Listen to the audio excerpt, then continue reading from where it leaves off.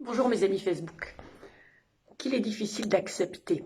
Je pensais à ça ce matin parce que bon, j'avais décidé initialement de marcher un peu ce matin. C'est vrai qu'hier c'était plutôt de la course à pied, donc voilà, en termes de récupération, mon projet était de marcher. Et puis,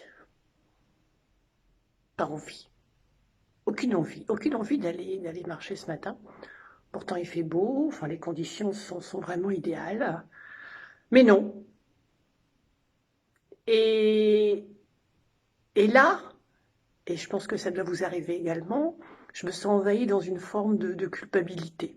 De culpabilité parce que mon projet initial était effectivement d'aller marcher, que finalement, je ne le fais pas. Donc est-ce qu'il est possible à ce moment-là d'accepter? D'accepter que les choses ne se fassent pas tout à fait selon nos objectifs de départ.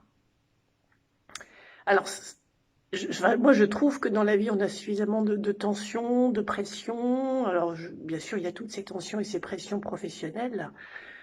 Et je pense qu'il n'est pas juste de se rajouter des pressions supplémentaires.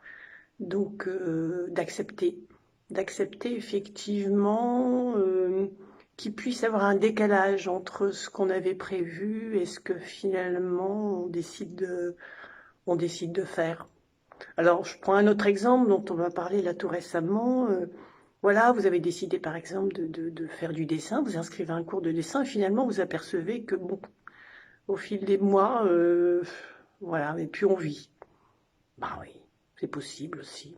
C'est possible. Alors peut-être que vous aurez de nouveau cette envie qui surgira quelques mois plus tard.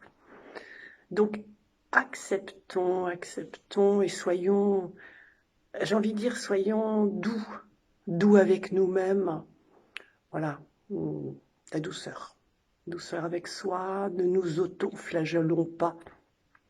Voilà, c'était ma réflexion de ce dimanche matin. À bientôt, peut-être.